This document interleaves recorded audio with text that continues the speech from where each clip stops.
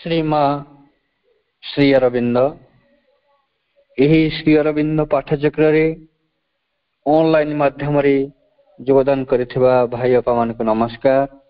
आज आलोच्य विषय स्पंदन एवं शब्द।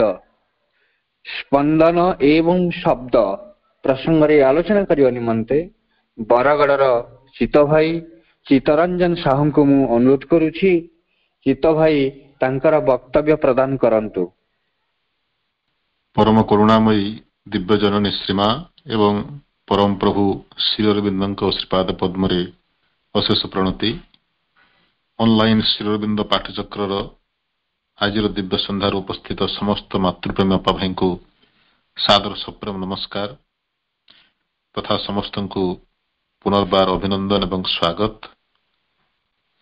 मां कृपारू आमे बराबर तांकर बाणीर स्पर्श तांकर चेतनार सान्निध्यर जो अपूर्व सुजोग लाभ करिवार सुजोगटी पाइछंती सेतिपई तांको अशेष अशेष कृतज्ञता जणेबा एवं प्रार्थना करिबा जेपरिकी आमर समस्त चिंता भावना एवं कर्म मांकर आलोक रे परिचालित हो। आज आलोच्य प्रसंग होची स्पंदन एवं शब्द। इंग्राजी रे vibration and words. Vibration and words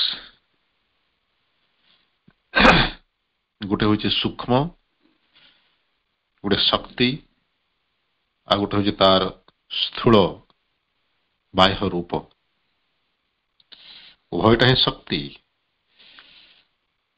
जेतेबेले ताहा गोटे निर्दिष्ट रूप ग्रहण करुची तार गोटे अर्थ वहन करुची आमे ताकू शब्द बोली कहूचु इंग्राजी रे वर्ड। एवं से शब्दटी आमर मन रे सृष्टि हुआ पूर्वर आमर जो मानसिक क्रियाटी चलुची चिंतात्मक प्रक्रिया सेटा होची गोटे स्पंदन गोटे वाइब्रेशन। ए अर्थ रे मां एटा प्रयोग करिसंती। विषय वस्तुटी हमर निया जाईची मातृ रचनावली नवम खंडरू।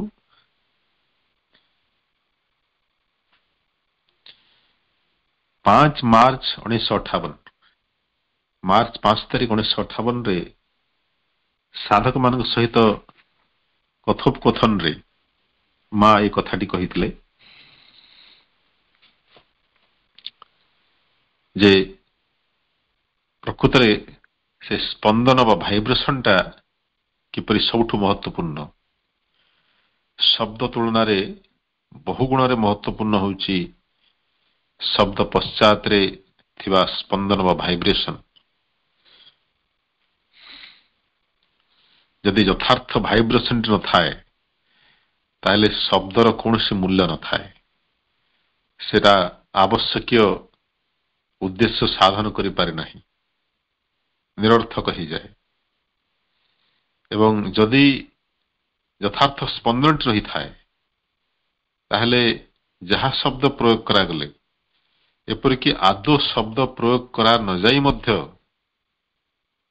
व्यक्ति आपनार उद्देश्य साधन करि पारे बा जो जोगाजोग जो कम्युनिकेशन स्थापित हबार अछि सेटा स्थापित ही जाए बिना शब्दर विनिमय रे।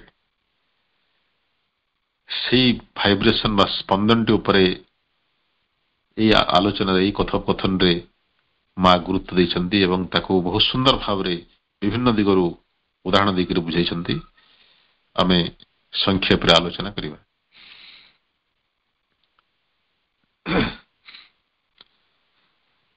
5 मार्च 1958 रे साधक माने मां को प्रश्न करूचंती जे मां आपण अनेक जगह रे चेतनार उल्टी जीवा विषय रे कहिछंती, रिवर्सल ऑफ कॉन्शियसनेस। से उल्टी जीवाटा कौन?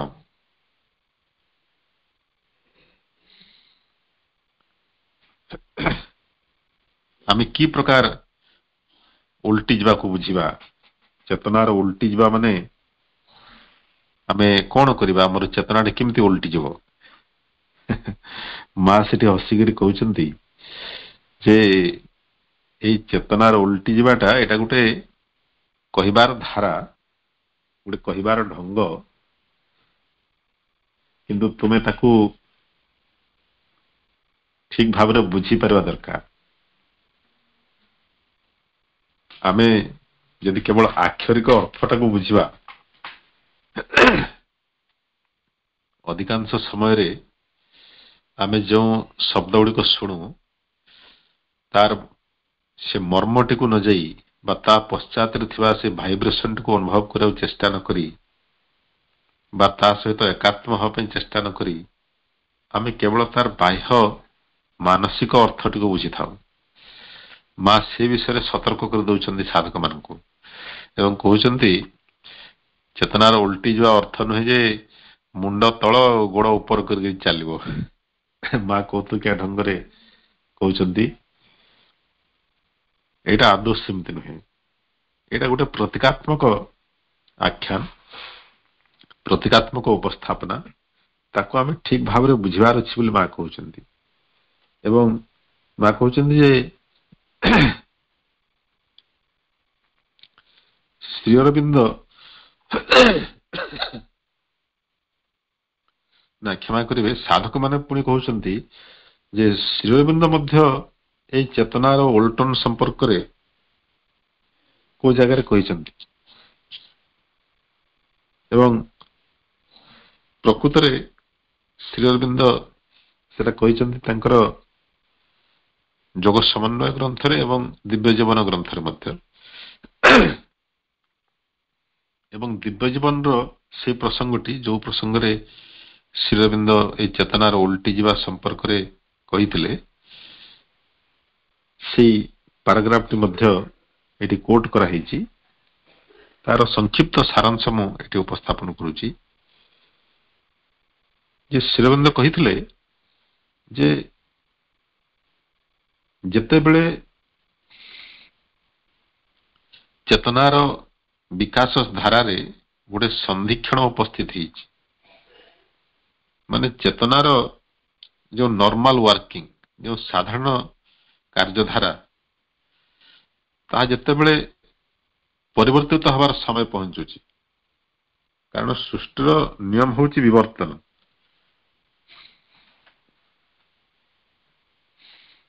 विवर्तन ही सृष्टिर आधार स्थाणुता नुहे तेणु जेते बेले से विवर्तन आवश्यकता पड़ी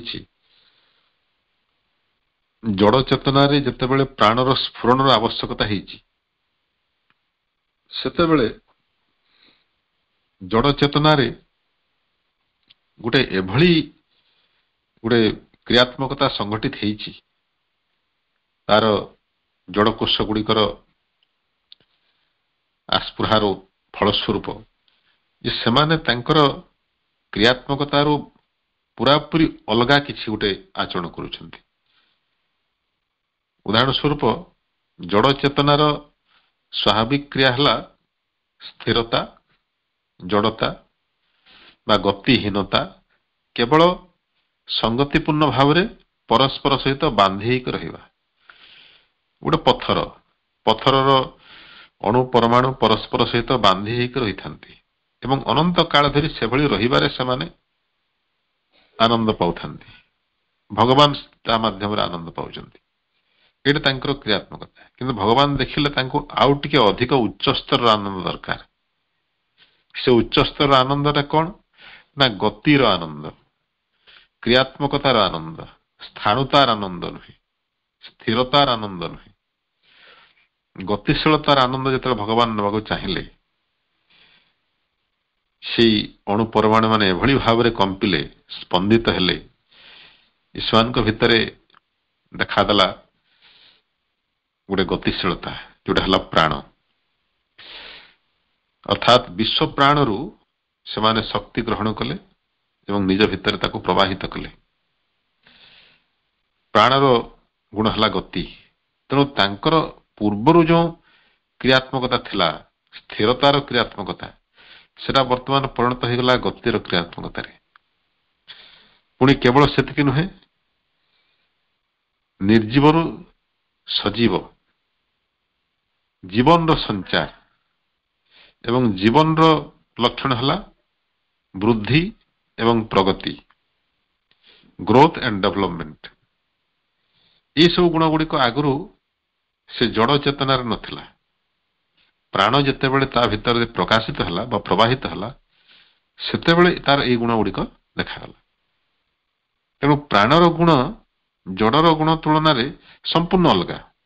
ଏଇଟା ହେଉଛି ସେଇ ରିଭର୍ସାଲ ଅଫ କନସିୟସନେସ୍ ବା ଚେତନାର ଓଲଟ ପାଲଟ। ଓଲଟି ଯିବା କହିଲେ କେବଳ ଟର୍ନ ଅପସାଇଡ ଡାଉନ ନୁହେଁ, ମୁଣ୍ଡ ତଳ ଗୋଡ଼ ଉପର ଭଳି ନୁହେଁ, ସମ୍ପୂର୍ଣ୍ଣ ଓଲଟ ପାଲଟ ବା ସମ୍ପୂର୍ଣ୍ଣ ପରିବର୍ତ୍ତନ, ତାର ଗୋଟେ ମୂଳଭୂତ ପରିବର୍ତ୍ତନ। ଏଇଟା ହେଉଛି ସେ ରିଭର୍ସାଲ। ଠିକ ସେହିପରି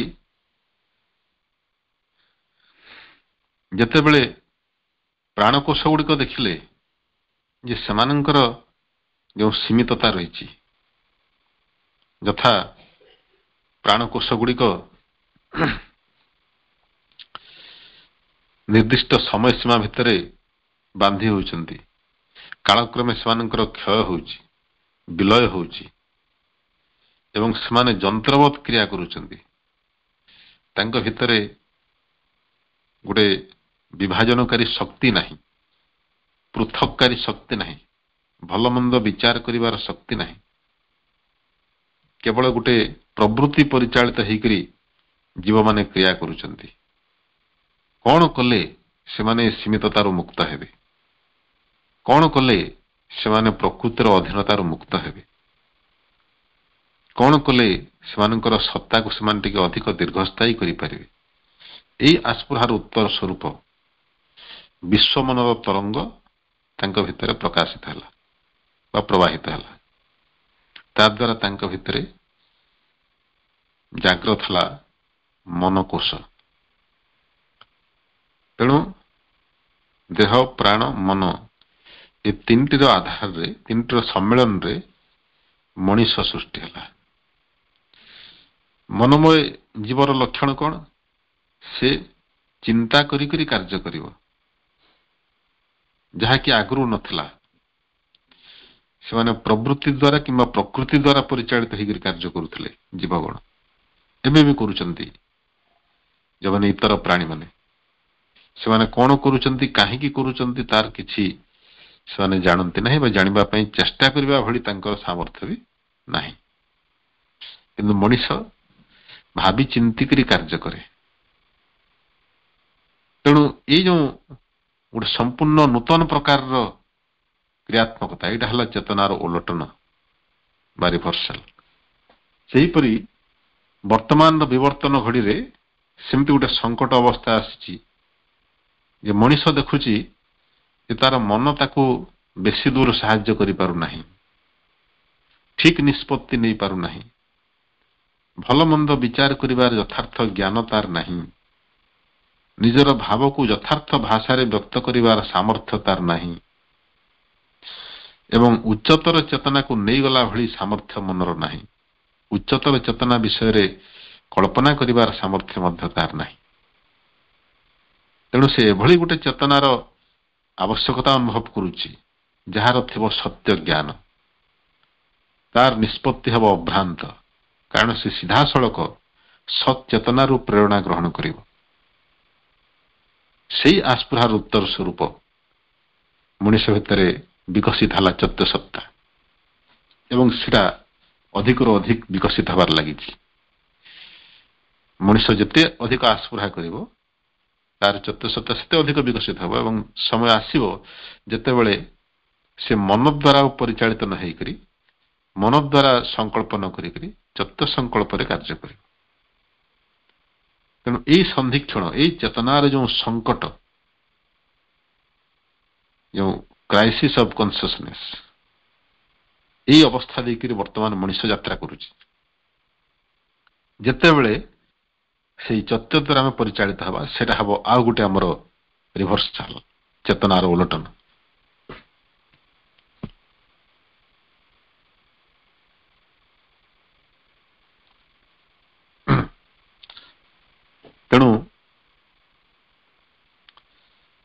ମା ସେଇ କଥାଟିକୁ ଯଥାର୍ଥ ଅର୍ଥରେ ବୁଝିବା ପାଇଁ ଏଠି କହିଛନ୍ତି। ଚେତନାର ଓଲଟନ କଣ ବୁଝିବା ପାଇଁ ହେଲେ ଆମକୁ ଶବ୍ଦ ଉପରେ ଗୁରୁତ୍ୱ ବେଶୀ ନ ଦେଇକରି ବା ମାନସିକ ଭାବରେ ମୁଣ୍ଡ ମସ୍ତିଷ୍କ ଖଟେଇକରି ତାକୁ ବୁଝିବା ପାଇଁ ଚେଷ୍ଟା ନ କରି ତା ପଶ୍ଚାତରେ ଥିବା ସ୍ପନ୍ଦନ ବା ଭାଇବ୍ରେସନ ଉପରେ ଆମକୁ ଏକାତ୍ମ ହେବାକୁ ପଡିବ ବୋଲି କହୁଛନ୍ତି।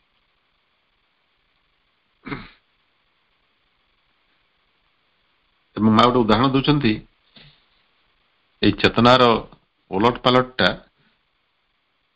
ଗୋଟେ ଏଭଳି ଅବସ୍ଥା ଯେମିତି ଗୋଟେ ପ୍ରିଜମ ଦେଇକରି ଆଲୋକ ଗତି କଲା ବେଳେ ତାର ଅବସ୍ଥା ଯେପରି ହୁଏ। ପ୍ରିଜମ ମଧ୍ୟ ଦେଇ ଯେତେବେଳେ ଆଲୋକ ଗତି କରେ, ପ୍ରିଜମର ପୂର୍ବରୁ ଆଲୋକର ରଙ୍ଗ ଯାହା ଥାଏ, ପ୍ରିଜମରୁ ବାହାରି ଗଲା ପରେ ଆଲୋକର ରଙ୍ଗ ସମ୍ପୂର୍ଣ୍ଣ ବଦଳିଯାଏ। ଅକଳ୍ପନୀୟ ଭାବରେ ସପ୍ତ ରଙ୍ଗରେ ବିଚ୍ଛୁରିତ ହେଇଯାଏ ବା ଅସଂଖ୍ୟ ରଙ୍ଗରେ ସେଟା ବିଚ୍ଛୁରିତ ହେଇଯାଏ। 7ଟି ମୁଖ୍ୟ ରଙ୍ଗ, କିନ୍ତୁ ରଙ୍ଗର ସଂଖ୍ୟା ଅସୀମ। ସେହିପରି ଯେତେବେଳେ ଆମେ ଗୋଟେ ଚେତନାର ଆଉ ଗୋଟେ ଉଚ୍ଚତର ଚେତନାକୁ ଯାତ୍ରା କରୁ, ଉଚ୍ଚତର ଅବସ୍ଥାକୁ ଯାତ୍ରା କରୁ, ଚେତନାର ଏଇ ଯେଉଁ ଜଟିଳତା ଏବଂ ସୂକ୍ଷ୍ମତା ବହୁ ଗୁଣରେ ବଦଳିଯାଏ। ଆମକୁ ସେଭଳି ଗୋଟେ ଅବସ୍ଥା ଦେଇକରି ଯିବାକୁ ପଡିବ। ସେ ଅବସ୍ଥା ଆମେ କେମିତି ପ୍ରାପ୍ତ ହେବା ତା ଉପରେ ଗୁରୁତ୍ୱ ଦେବା ଏବଂ ଯେକୌଣସି କଥା ବୁଝିବା ପାଇଁ ପ୍ରକୃତରେ ତାର ପଶ୍ଚାତରେ ଥିବା ଏଇ ଯେଉଁ ସ୍ପନ୍ଦନ ବା ଭାଇବ୍ରେସନଟି ସବୁଠୁ ମହତ୍ୱପୂର୍ଣ୍ଣ। ସେଇ ଯଥାର୍ଥ ସ୍ପନ୍ଦନଟି ଜଣେ ଯଦି ଗ୍ରହଣ କରିପାରିଲା, ତାହେଲେ ସେ କହୁଥିବା ବ୍ୟକ୍ତିର ଭାବଟିକୁ ଠିକ ଭାବରେ ଗ୍ରହଣ କରିପାରିବ, ନହେଲେ ପାରିବ ନାହିଁ। ଜଣେ ଯେତେ ବୁଦ୍ଧି ଖଟେଇକରି ବୁଝିବାକୁ ଚାହିଁବ, ସେ ବରଂ ସେତେ ସତ୍ୟରୁ ସେତେ ଅଧିକ ଦୂରକୁ ଚାଲିଯିବାର ସମ୍ଭାବନା ଅଛି। ତେଣୁ ଶବ୍ଦଟା କଣ? ଶବ୍ଦ ହଉଛି ଗୋଟେ ଅନୁଭୂତି ବା ଗୋଟେ ଘଟଣା ବା ଗୋଟେ ବସ୍ତୁର ଗୋଟେ ରିପ୍ରେଜେଣ୍ଟେଟିଭ, ଗୋଟେ ପ୍ରତିରୂପ। ସେଇ ମାଧ୍ୟମରେ ଆମେ ସହିତ ଏକାତ୍ମ କରିବାକୁ ଚେଷ୍ଟା କରୁଛନ୍ତି। ଧରନ୍ତୁ ମୁଁ କହିଲି ଆମ୍ବ। ଆମ୍ବ କହିଲେ ମୋ ଭିତରେ ଯେଉଁ ପରିକଳ୍ପନାଟି ସୃଷ୍ଟି ହେଲା, ପ୍ରଥମେ ପରିକଳ୍ପନା ସୃଷ୍ଟି ହେଲା, ତାକୁ ମୁଁ ଭାଷାର ରୂପ ଦେଲି ଆମ୍ବ।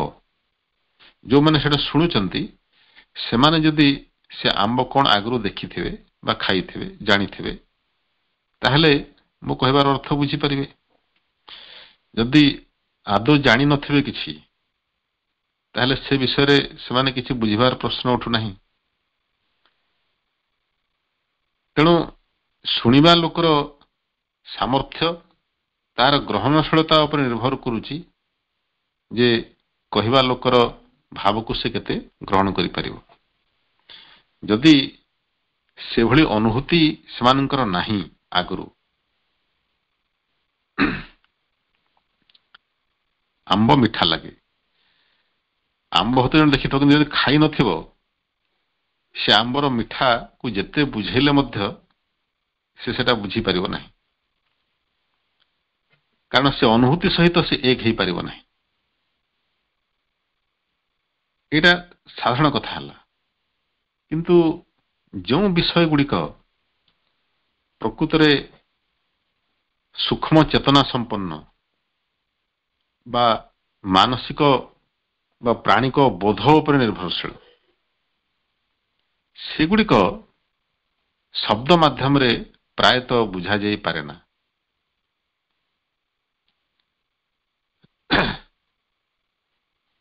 ଉଦାହରଣ ସ୍ୱରୂପ,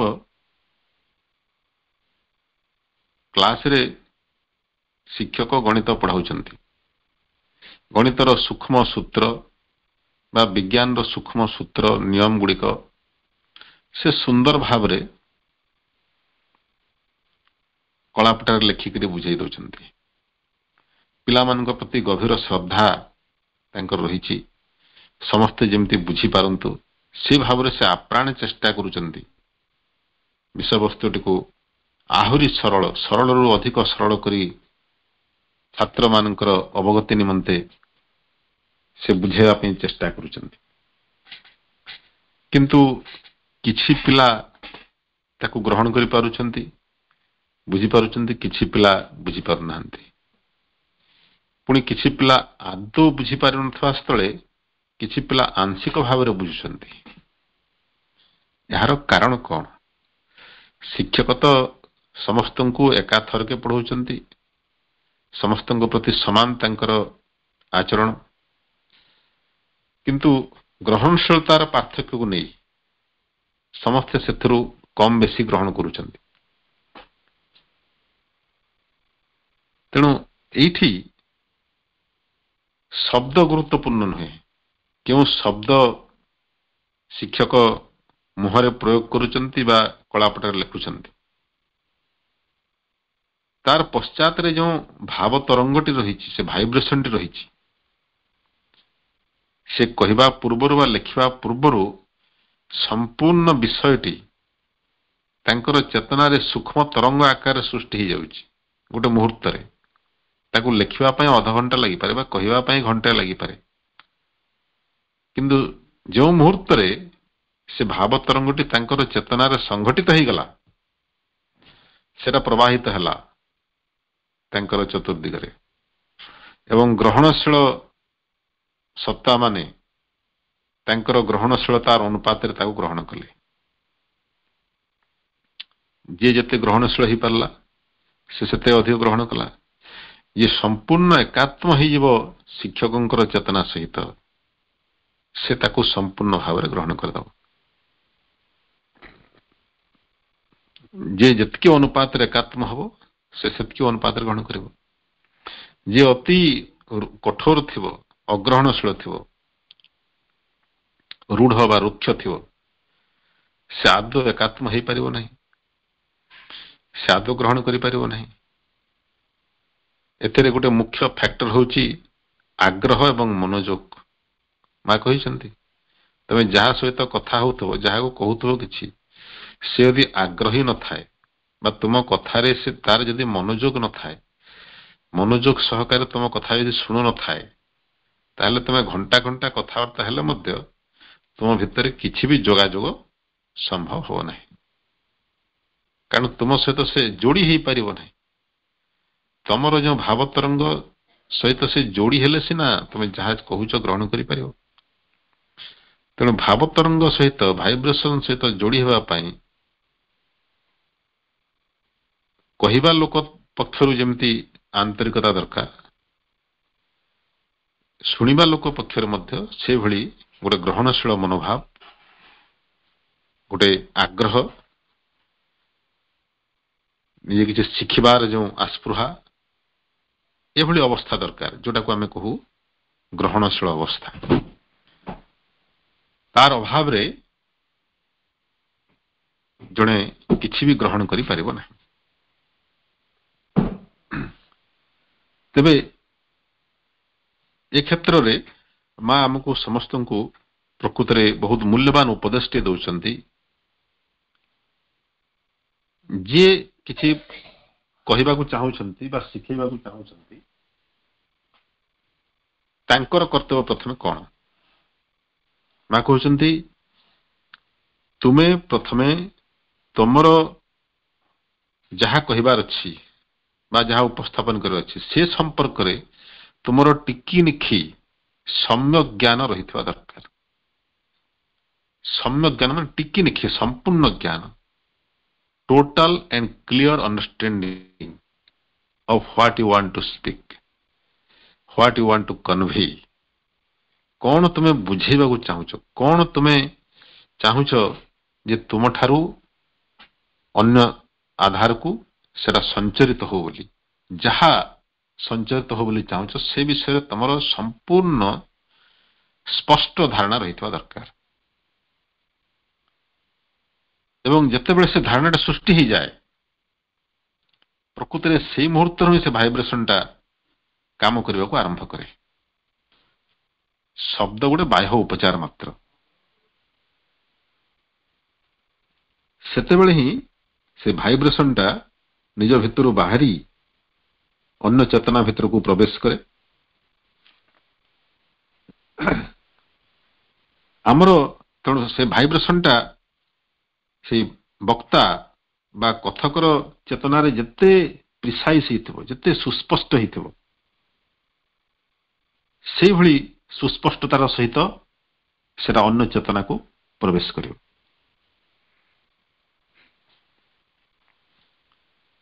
ଯଦି କହିବା ଲୋକ ନିଜେ ସ୍ପଷ୍ଟ ନୁହେଁ, ତାର ଅଣ୍ଡରଷ୍ଟାଣ୍ଡିଂ, ତାର ବୋଧ ଶକ୍ତି ଯଦି ଗୁଳିଆ ମିଶା ହେଇଥାଏ, ତାହେଲେ ସେ ଗୁଳିଆ ମିଶାର ତରଙ୍ଗ ଯିବ ଏବଂ ଶୁଣିବା ଲୋକକୁ ମଧ୍ୟ ସେମିତି ଗୁଳିଆ ମିଶା ବା କନଫ୍ୟୁଜ କରିଦେବ। ତେଣୁ କୌଣସି ବିଷୟରେ ଗୋଟେ ସଠିକ ନିର୍ଭୁଲ ଧାରଣା ଅନ୍ୟ ଭିତରେ ସୃଷ୍ଟି କରିବା ପାଇଁ ବା ନିଜର ଭାବଟିକୁ ବା ବୋଧଟିକୁ ଅନ୍ୟ ଭିତରେ ସଞ୍ଚାଳିତ କରିବା ପାଇଁ ପ୍ରଥମେ ସେ ନିଜେ ସେ ବିଷୟରେ ଅତି ସୁସ୍ପଷ୍ଟ ଧାରଣା ରଖିଥିବା ଆବଶ୍ୟକ ବୋଲି ମା କହିଛନ୍ତି। ବିଶେଷ କରି ଯେଉଁମାନେ ଶିକ୍ଷା ଅଧ୍ୟାପନା ଦାୟିତ୍ୱରେ ଅଛନ୍ତି, ଶିକ୍ଷକତା ଦାୟିତ୍ୱରେ ଅଛନ୍ତି, ସେମାନଙ୍କ ପାଇଁ ଏ ବିଷୟଟି ଅତି ମହତ୍ୱପୂର୍ଣ୍ଣ। କାରଣ ଯେଉଁ ଧାରଣାଟା ଛୋଟ ପିଲାଙ୍କ ଭିତରେ ଭରି ଦିଆଯାଏ ତାଙ୍କର ବାଲ୍ୟାବସ୍ଥାରୁ, ସେଟା ସବୁଦିନ ପାଇଁ ତାଙ୍କର ଚେତନାରେ ଗୋଟେ ଛାପ ମାରିକି ରହିଯାଏ, ବସା ବାନ୍ଧିଯାଏ। ତେଣୁ ଶିକ୍ଷକର ଦାୟିତ୍ୱ ବହୁତ ବେଶୀ। କାରଣ ସେ ଥରେ ଯଦି ଭୁଲ ଇମ୍ପ୍ରେସନଟା ଦେଇଦେଇଛି, ଭୁଲ ଛାପଟି ଦେଇଦେଇଛି, ତାକୁ ସୁଧାରିବା, ତାକୁ ବଦଳେଇବା ପରବର୍ତ୍ତୀ କାଳରେ ବହୁତ ଦୁଷ୍କର ହେଇପଡେ। ତାପରେ ମା କହୁଛନ୍ତି ଯେ ଶୁଣିବା ଲୋକର ସେଇଭଳି ଆଟେନସନ ଆଉ ଇଣ୍ଟରେଷ୍ଟ, ଆଗ୍ରହ, ମନୋଯୋଗ ରହିଥିବା ଦରକାର। ଯଦି ସେଟା ନ ହୁଏ ତାହେଲେ ଘଣ୍ଟା ଘଣ୍ଟା କଥାବାର୍ତ୍ତା ହେଲେ ମଧ୍ୟ କେହି କାହାକୁ ବୁଝିପାରିବେ ନାହିଁ। ଏବଂ ସବୁଠୁ ଗୁରୁତ୍ୱପୂର୍ଣ୍ଣ କଥା ମା ଯୋଉ କହୁଛନ୍ତି, ଏଠି ମନର କାର୍ଯ୍ୟ ବେଶୀ ନାହିଁ। ମସ୍ତିଷ୍କ ଦ୍ୱାରା ଆମେ ଶବ୍ଦର ଅର୍ଥ ବୁଝିକିରି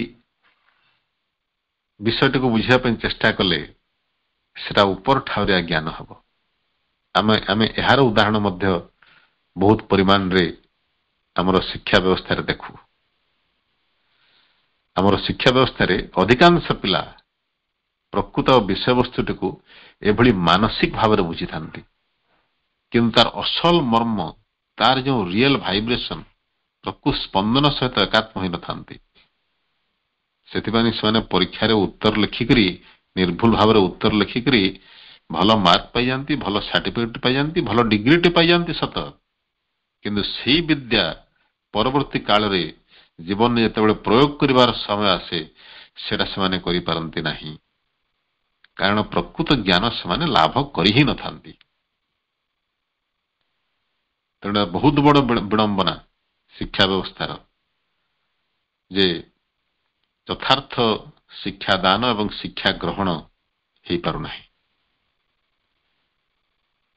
ଜ୍ଞାନ ହେଉଛି ପ୍ରକୃତ ଗୋଟେ ଭାଇବ୍ରେସନ, ଗୋଟେ ସ୍ପନ୍ଦନ। ଯାହା ମୁଁ ଉପସ୍ଥାପନ କରିବାକୁ ଚାହୁଁଛି ବା ଯେଉଁ ବିଷୟବସ୍ତୁ, ଯେଉଁ ସତ୍ୟ ବା ଯେଉଁ ଘଟଣା, ସେ ବିଷୟରେ ମୁଁ ଚିନ୍ତା କଲା ମାତ୍ରକେ ମୋ ଭିତରେ ଗୋଟେ ନିର୍ଦ୍ଦିଷ୍ଟ ପ୍ରକାର କମ୍ପନ ସୃଷ୍ଟି ହେଉଛି, ଭାଇବ୍ରେସନ ସୃଷ୍ଟି ହେଉଛି। ସେ ଭାଇବ୍ରେସନ ହେଉଛି ମୋର ଚେତନା ଗୋଟେ କାର୍ଯ୍ୟ କରିବାର ଗୋଟେ ନିର୍ଦ୍ଦିଷ୍ଟ ଠାଣି। ସେ ଭାଇବ୍ରେସନ ମାନେ କେବଳ ଶବ୍ଦ ତରଙ୍ଗ ଭଳି କେବଳ ଭାଇବ୍ରେସନ ନୁହେଁ, ଅନ୍ୟ ଶବ୍ଦ ନାହିଁ ବୋଲି ସେଇ ଭାଇବ୍ରେସନ ବା ସ୍ପନ୍ଦନର ସାହାଯ୍ୟ ନେବାକୁ ପଡୁଛି। କିନ୍ତୁ କଥାଟା ହେଉଛି there is a way of working of my consciousness. ମୋର ଚେତନାର ଗୋଟେ ନିର୍ଦ୍ଦିଷ୍ଟ ଧାରାରେ କମ୍ପିବାର ବା କାର୍ଯ୍ୟ କରିବାର ଠାଣି, ସେଟା ସେ ଭାଇବ୍ରେସନ। ଯଦି ଶୁଣିବା ଲୋକର ଚେତନାଟା ଠିକ ସେଇଭଳି ଭାବରେ କମ୍ପିବ, ଯେଭଳି ଭାବରେ ମୋର ଚେତନାଟା କମ୍ପୁଛି, ଠିକ ସେଇ ଠାଣିରେ ଯଦି କମ୍ପିବ, ତାହେଲେ ମୋ ଭିତରେ ଯେଉଁ ଭାବ ପ୍ରକାଶିତ ହେଉଛି ସେଟା ତା ଭିତରେ ବି ପ୍ରକାଶିତ ହେବ।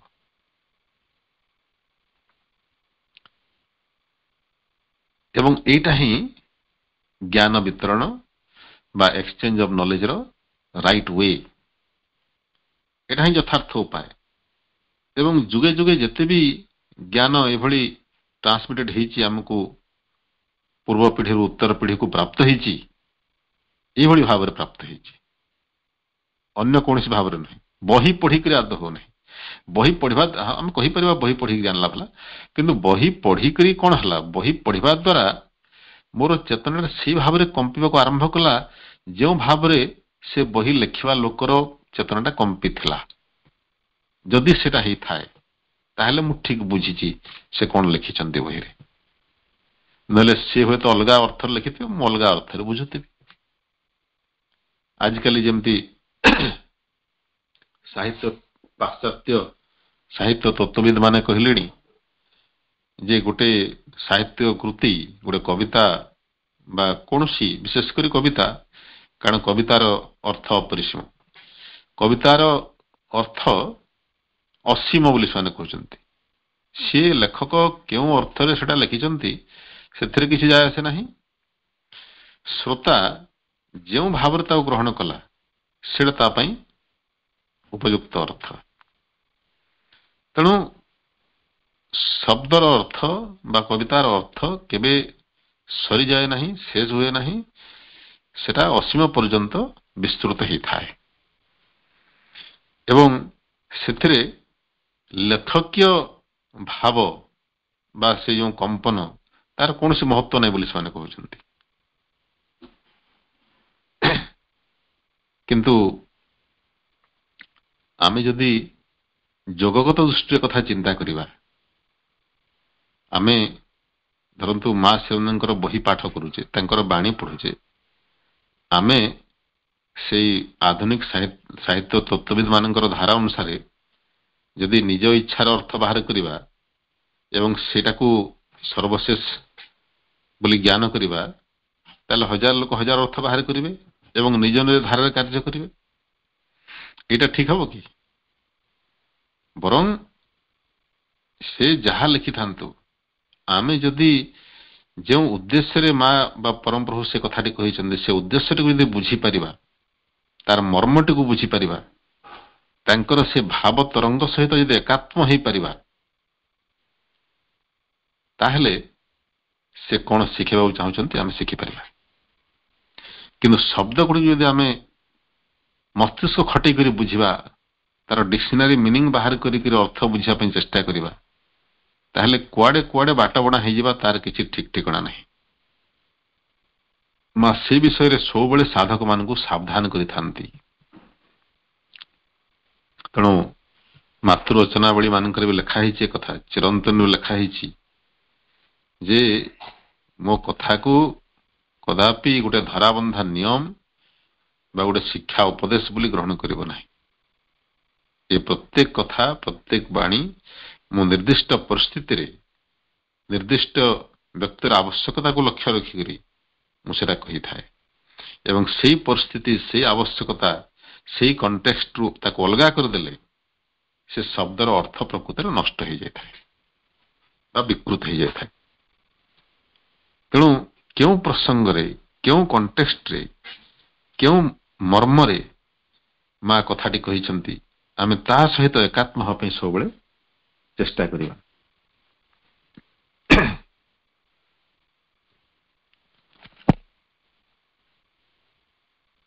ତାପରେ ମା କହୁଛନ୍ତି ଯେ ଅଧିକାଂଶ କ୍ଷେତ୍ରରେ ଆମର ଏଇଭଳି କମ୍ୟୁନିକେସନ ଗ୍ୟାପ୍ ବା ଯୋଗାଯୋଗରେ ଯେଉଁ ଫାଙ୍କ ବା ଯୋଗାଯୋଗରେ ପାର୍ଥକ୍ୟ ଦେଖାଯାଇଥାଏ। এই କାରଣରୁ, এই ଏକାତ୍ମତାର ଅଭାବରୁ, ଏବଂ ସେଟା ଆମେ ପରୀକ୍ଷା କରି ଜାଣିପାରିବା। ଧରାଯାଉ ଗୋଟେ ବିଷୟରେ ମୁଁ ପିଲାମାନଙ୍କୁ କିଛି ବୁଝେଇଲି, କିଛି ପଢେଇଲି, ତାପରେ ପରୀକ୍ଷା କରିବି ସେମାନେ ସେଇ ବାକ୍ୟ ଗୁଡ଼ିକର ବା ସେଇ ଧାଡି ଗୁଡ଼ିକର ଅର୍ଥ କଣ ବୁଝିଲେ।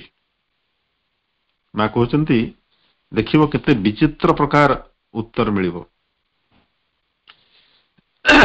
ଏଟା ମୁଁ ମଧ୍ୟ ପରୀକ୍ଷା କରୁଛି ଆପଣମାନେ କରୁଥିବେ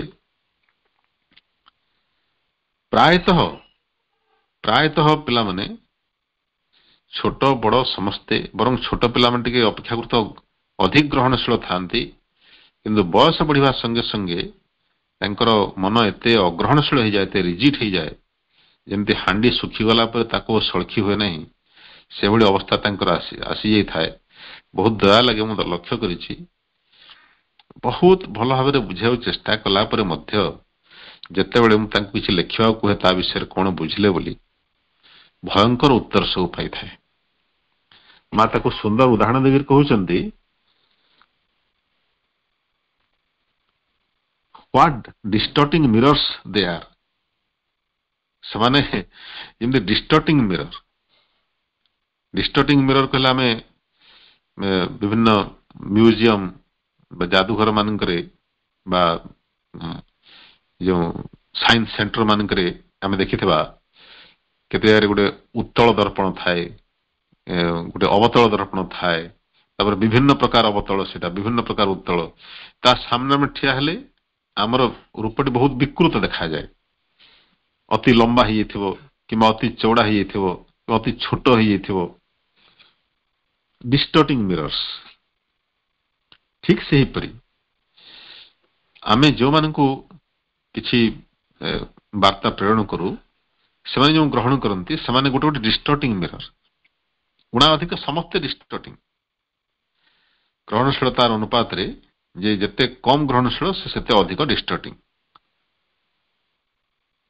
ତେଣୁ ଆମେ ଦଉଥିବା ଗୋଟେ ରୂପ, କିନ୍ତୁ ତାଙ୍କ ପାଖରେ ସେଟା ପ୍ରତିଫଳିତ ହେଉଥିବା ଗୋଟେ ସମ୍ପୂର୍ଣ୍ଣ ଭିନ୍ନ ରୂପରେ।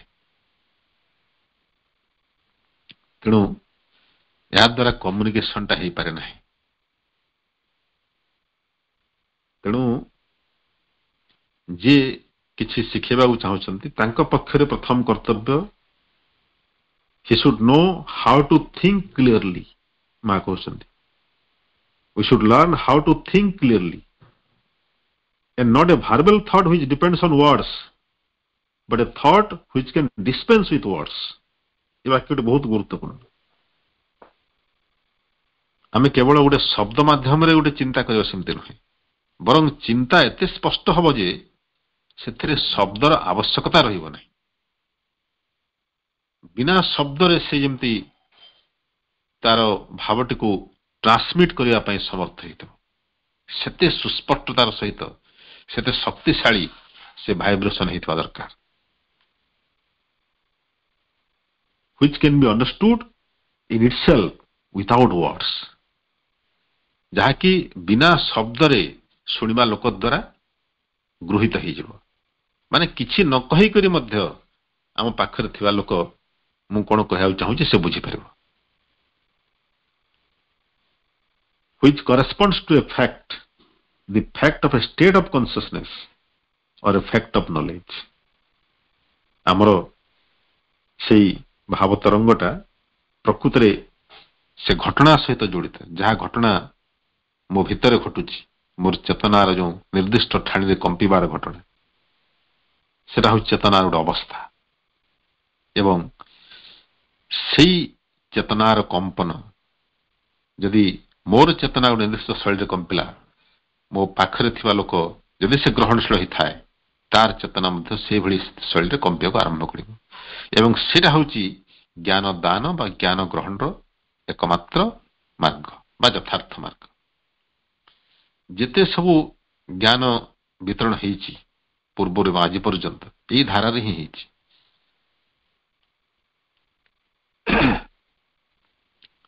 ମା ଗୋଟେ ସୁନ୍ଦର ଉଦାହରଣ ଦଉଥିଲେ ତାଙ୍କର ଶିଷ୍ୟମାନଙ୍କୁ, ସାଧକମାନଙ୍କୁ, ଯେ ଥରେ ଜଣେ ଗୀତା ଶିକ୍ଷକ ଥିଲେ। ସେ ପ୍ରତିଦିନ ଗୀତା ଅଧ୍ୟୟନ କରାନ୍ତି ସାଧକମାନଙ୍କୁ।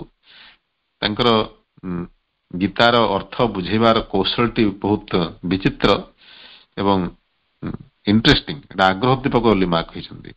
ଏବଂ ସେ କଣ କରନ୍ତି, ନିର୍ଦ୍ଦିଷ୍ଟ ସମୟରେ, ଦେଖନ୍ତୁ ବହୁତ ଗୁରୁତ୍ୱପୂର୍ଣ୍ଣ, ନିର୍ଦ୍ଦିଷ୍ଟ ସମୟରେ ପ୍ରତ୍ୟେକ ଦିନ ନିର୍ଦ୍ଦିଷ୍ଟ ସ୍ଥାନରେ ଶିକ୍ଷାର୍ଥୀମାନେ ଏକତ୍ରିତ ହେବେ। ସେଇ ଗୀତାଧ୍ୟାୟୀ ଗୁରୁ ସେ ମଧ୍ୟ ଆସିକରି ଉପସ୍ଥିତ ହେବେ। ସେମାନେ ଆସିକରି ଗୀତାର ନିର୍ଦ୍ଦିଷ୍ଟ ଶ୍ଲୋକ ଗୁଡିକ ଏତିକିରୁ ଏତିକି ପର୍ଯ୍ୟନ୍ତ ମନେ ମନେ ସାଇଲେଣ୍ଟଲି ଆବୃତ୍ତି କରିବେ। ତାପରେ ଆଖି ବୁଜିକରି ସମୟ ଧ୍ୟାନ କରିବେ। ସେଇ ଶବ୍ଦ ତରଙ୍ଗ ଉପରେ ସେମାନେ ଏକାଗ୍ର ହେବେ। କିଛି ସମୟ 5 ମିନିଟ୍ ବା 10 ମିନିଟ୍, ତାପରେ ସରିଗଲା। ତାପରେ ଚୁପଚାପ ଯିଏ ଯା ଘରକୁ ଫେରିଯିବେ। ଏବଂ ମା କହୁଛନ୍ତି ଯେ ଯଦି ତୈବାତ କୋଉଦିନ ସେଇ ଶିକ୍ଷାର୍ଥୀମାନେ, ବିଦ୍ୟାର୍ଥୀମାନେ ବା ଛାତ୍ରମାନେ ଯଦି ଟିକେ କମ ଗ୍ରହଣଶୀଳ ଥାନ୍ତି, ଗୁରୁତ୍ୱପୂର୍ଣ୍ଣ କଥା, ଯୋଉଦିନ ସେମାନେ କମ ଗ୍ରହଣଶୀଳ ଥାନ୍ତି ସେଦିନ ସେମାନେ ପ୍ରଶ୍ନ ପଚାରନ୍ତି। ଦେଖନ୍ତୁ, ଯୋଉଦିନ କମ ଗ୍ରହଣଶୀଳ ଥାନ୍ତି ପ୍ରଶ୍ନ ପଚାରନ୍ତି। ଆମେ କଣ ବୁଝୁଛୁ ଯେ ଯେତେ ଅଧିକ ପ୍ରଶ୍ନ ପଚାରୁଛି ସେ ସେତେ ଅଧିକ ମନ ଦେଇକରି ପଢୁଛି। ଯେତେ ପ୍ରଶ୍ନ ପଚାରିବ ସେତେ ଭଲ। ଆଉ ପ୍ରଶ୍ନ କିଛି ପଚାରୁନ ମାନେ ତମେ କିଛି ବୁଝୁନାହ। କିନ୍ତୁ ମା ଓଲଟା କଥାଟେ କହୁଛନ୍ତି, ଆମକୁ ଓଲଟା ଲାଗିବ ଯେ ଯଦି ସେମାନେ ଠିକ ଗ୍ରହଣଶୀଳ ଅବସ୍ଥାରେ ନଥିଲେ ତାହେଲେ ପ୍ରଶ୍ନ ପଚାରୁଥିଲେ ଏବଂ ବାଧ୍ୟ ହେଇକରି ସେ ଶିକ୍ଷାଦାତା ଗୁରୁଜଣକ ତାର ଉତ୍ତର କିଛି ଦଉଥିଲେ। କିନ୍ତୁ ସେ ପ୍ରାୟ କେବେ କିଛି କୁହନ୍ତି ନାହିଁ ଆଉ ସେଭଳି ନୀରବରେ ତାଙ୍କର ଶିକ୍ଷାଦାନ ଚାଲିଥାଏ। ତେଣୁ କଣ ଘଟୁଥାଏ ପ୍ରକୃତରେ ସେ ନୀରବତା ଭିତରେ? ଶିକ୍ଷକ ଜଣକ ଗୀତାର ଶ୍ଲୋକ ଅଧ୍ୟୟନ ଦ୍ୱାରା ତାର ଯେଉଁ ଅର୍ଥ ନିଜ ଭିତରେ ଅନୁଭବ କରୁଥାନ୍ତି, ତାଙ୍କର ସେ ଅନୁଭବର ସେ ସ୍ପନ୍ଦନ, ଶବ୍ଦ ତରଙ୍ଗ ଆପେ ଆପେ ଗ୍ରହଣଶୀଳ ଛାତ୍ରମାନଙ୍କର ଚେତନା ଭିତରକୁ ସଞ୍ଚରିତ ହେଇଯାଉଥାଏ। କହିବାର ଆବଶ୍ୟକତା କୋଉଠୁ ଆସିଲା?